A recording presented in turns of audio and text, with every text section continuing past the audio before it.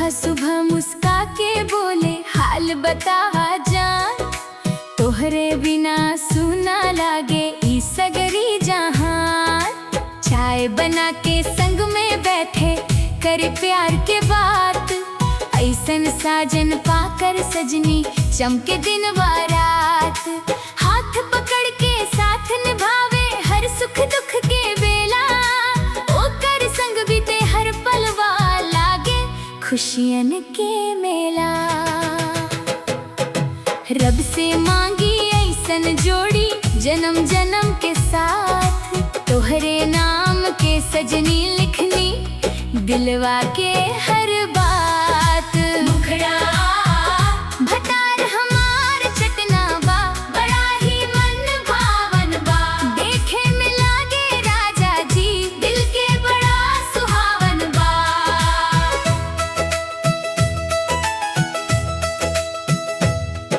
सज धज के जब निकले घर से सबके नजर टिक जाला, ओकर मीठ बोल सुन के मनवा खुश हो जाला।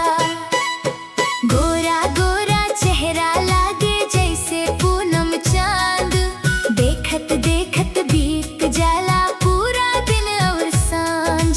प्यार के रंग चढ़ल बा ऐसन दिलवा हो गइल मतवाला, ओकर खातिर सजनी छोड़े सोना चांदी माला।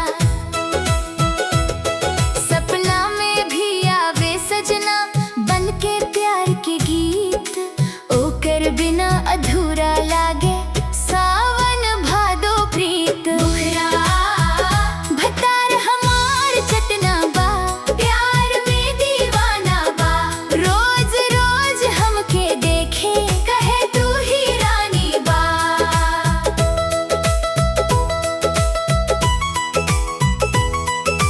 नदियाँ किनारे घूमे जाई हाथ में हाथ धर के, प्यार की दुनिया बसाइब हम सबसे नाता तोड़ के। उर्वैया जब धीरे बहे उड़ जावे चुनरिया, सजना हमार देख मुस्कावे खिल जावे उमरिया। बगिया में खिलल फूल जैसे खिलल हमर अरमान, तोहरे संग बीते हर पलवा बन जाला वरदान।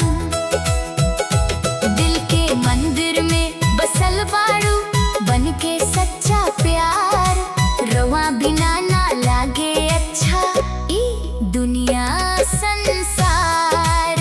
मुखड़ा भतार हमार चटना बा, बड़ा ही मन भावन बा। देखे में लागे राजा जी, दिल के बड़ा सुहावन बा।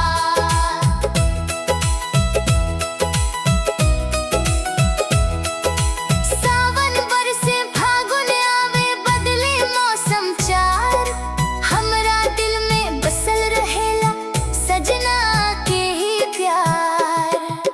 रूठ जाई ता मना लेवे हंस के हर एक बार, एह दुनिया में सबसे प्यारा लागे हमार यार। माथे के बिंदिया चमके चमके हाथ कंगनवा, सजना के नाम से धड़के हमरी पागल मनवा। जन्म जन्म तक साथ निभावे एही बा अरमान, भगवान से रोज मांगिले खुश रहे हमार जान। मुखड़ा भतार हमार चटना बा, प्यार में दीवाना बा। रोज रोज हमके देखे कहे तू ही रानी बा।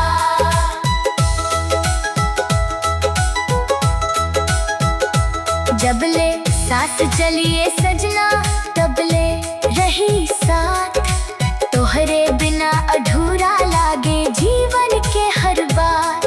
सुख दुख में ना छोड़ी हाथ माँ एही करब वादा, रोआ संग ही कट जाए जीवन के हर आधा। दिलवा से दिलवा जुड़ गइल बा, टूटे नाई डोर।